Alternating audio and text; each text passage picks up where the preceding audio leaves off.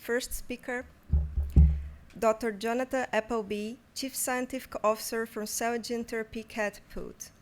Previously, he worked for GSK Rare Disease Unity, where he led the team that developed and launched Stevenage, the multi-award-winning and first autologous stem cell gene therapy to be approved for commercial use. Dr. Appleby graduated from the University of Leeds with an honors degree in genetics and a PhD for the Department of Biochemistry and Molecular Biology. Now let me welcome you, Dr. Appleby, with the presentation titled UK Innovation Strategies to Lead in Cell and Gene Therapy.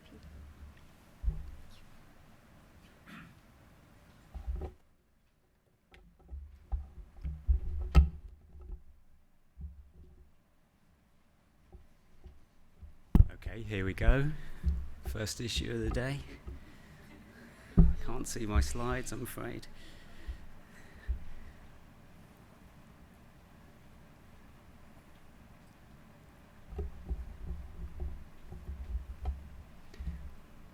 It worked a few minutes ago, I can assure you.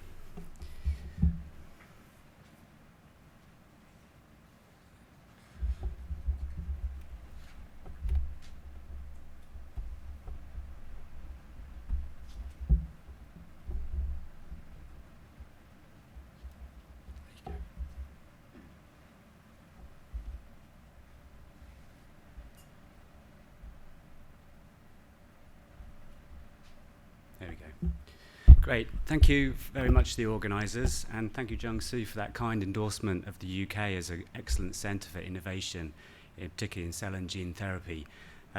That's really the whole purpose of the Catapult, and that's why I want to talk to you today about some of the strategies that we're pursuing to make sure that the UK stays at the forefront of cell and gene therapies.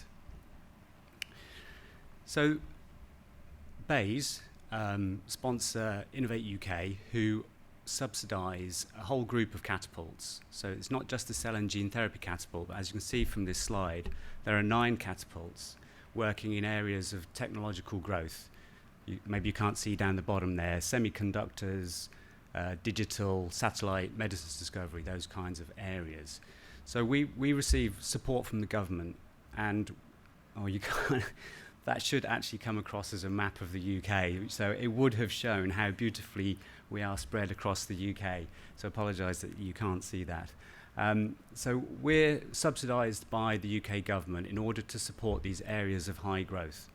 Importantly, though, we're not for profit, which means we can take that UK investment from the government, invest that in our own capabilities, and then collaborate, which is the purpose of this session, collaborate with other like-minded therapy developers or technology developers in the UK to help their innovations come through to the marketplace. The Catapult, the Cell and Gene Therapy Catapult, was the first catapult to be founded in 2018, and literally there was nothing at that time. And since then, just as there has been in the field, the Cell and Gene Therapy Catapult has expanded enormously so that we now have effectively 4 sites. The most recent addition on the right-hand side is Edinburgh. There's a very interesting, very dynamic cell therapy environment growing up around Edinburgh, and we wanted to be part of that. So we've opened an office under the auspices of Dr. Jacqueline Barry, our Chief Clinical Officer, and she runs the adoption group who look after medical affairs, health economics, market access, clinical and non-clinical, and regulatory. But we're also going to open a laboratory to support some innovations in the stem cell space as well, because that's what's really happening in the Edinburgh environment. As a result of the COVID pandemic, we also became involved with the Vaccines Task Force and acquired the Braintree site. At the time of acquisition, that was an animal vaccines manufacturing plant, but in order to produce a more robust supply chain for vaccines in the UK, the Vaccines Task Force asked us to convert that over for clinical use, and that's what we've been doing.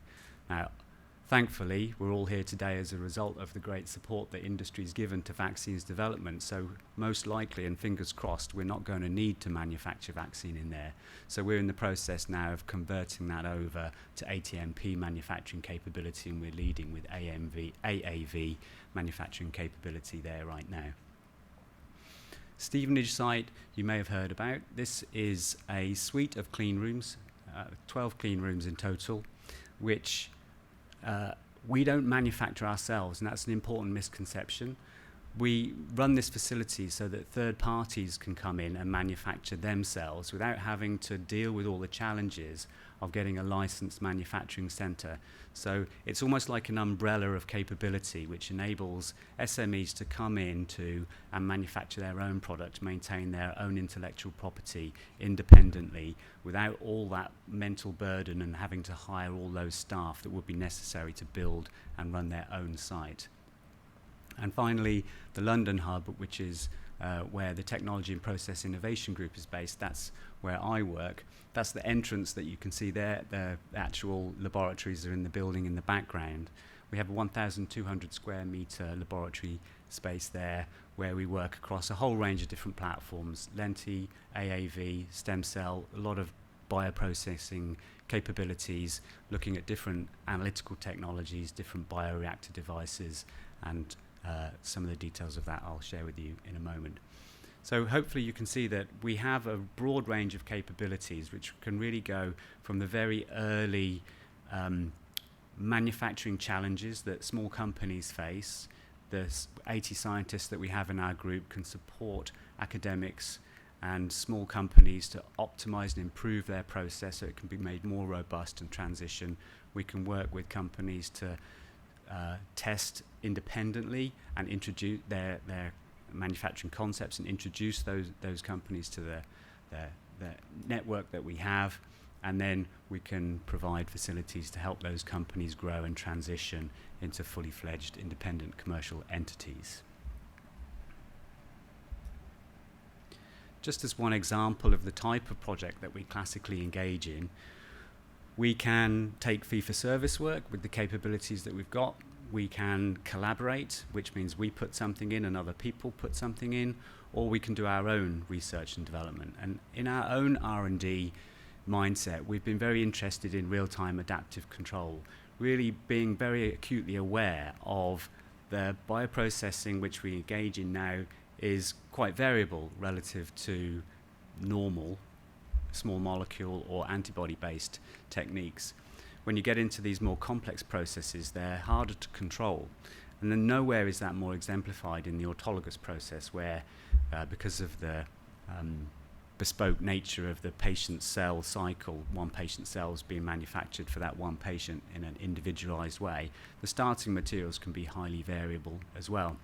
So we believe that rather than having these linear processes where you start with a very fixed manufacturing protocol that goes from A to Z and all the letters in the middle are unchangeable, that you want a more adaptive process where you can have in-process or rapid at-line analytics that can provide feedback loops through which you can actually adapt your manufacturing process. So if my cells happen to come into the process and grow more slowly, the system will know that and it will expand them for longer, as an example of the type of feedback loop that we'd like to achieve. But the field can't do that at the moment because it just doesn't have the type of rapid analytics that are necessary to provide those feedback loops, or indeed the regulatory framework to allow processes to adapt.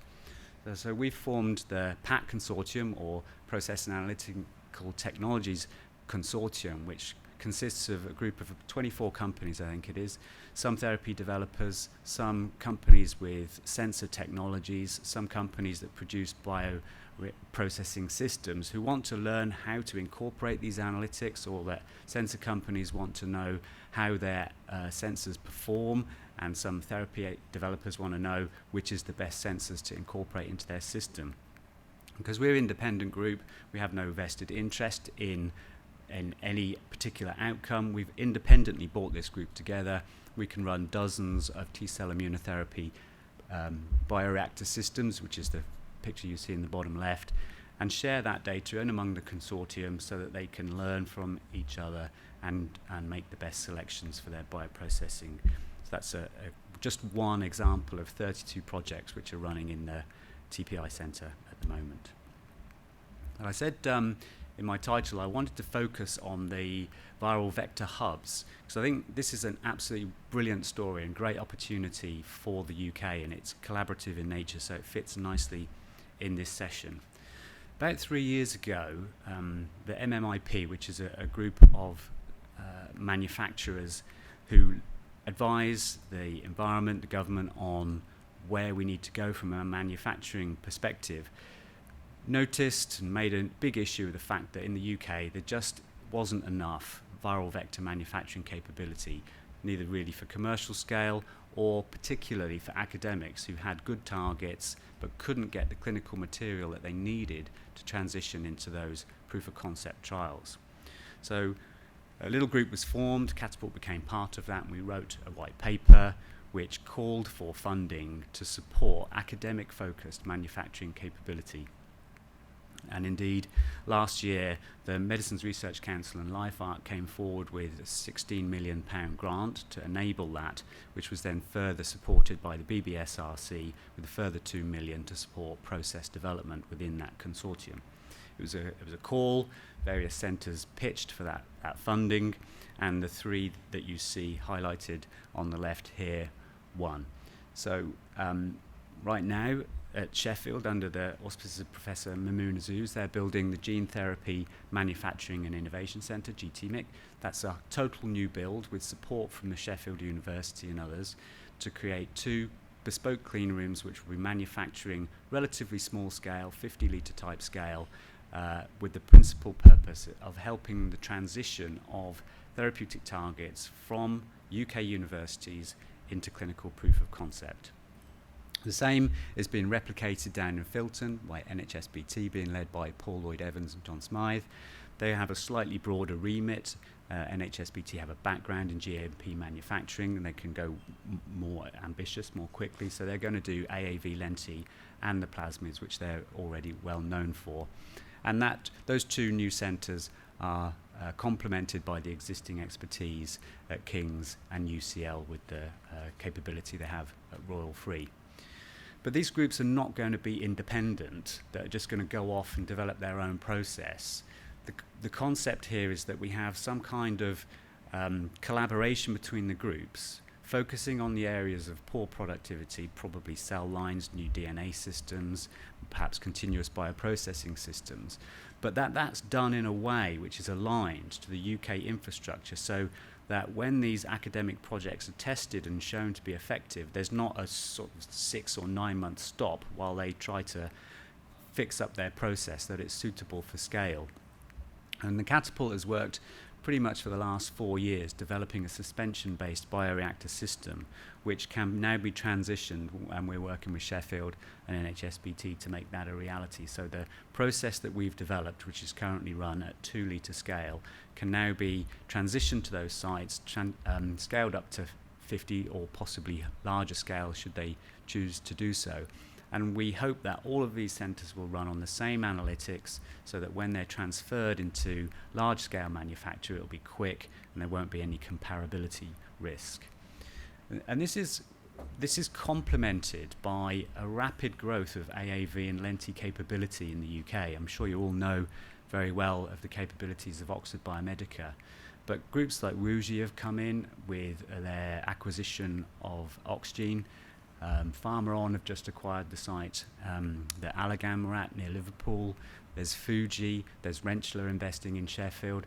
All of these companies are investing in the UK, and they're all going to be making viral vectors for gene therapy. So it's a clear demonstration of the critical momentum that we've got in this space. And I don't see anybody else actually doing this beginning to end strategy, and I think it's a tremendous opportunity for these hubs to innovate in the process, tag those to perhaps rare disease medicines, then those medicines will pull that innovation through the manufacturing process, and it could be really quite a powerful tool in the UK.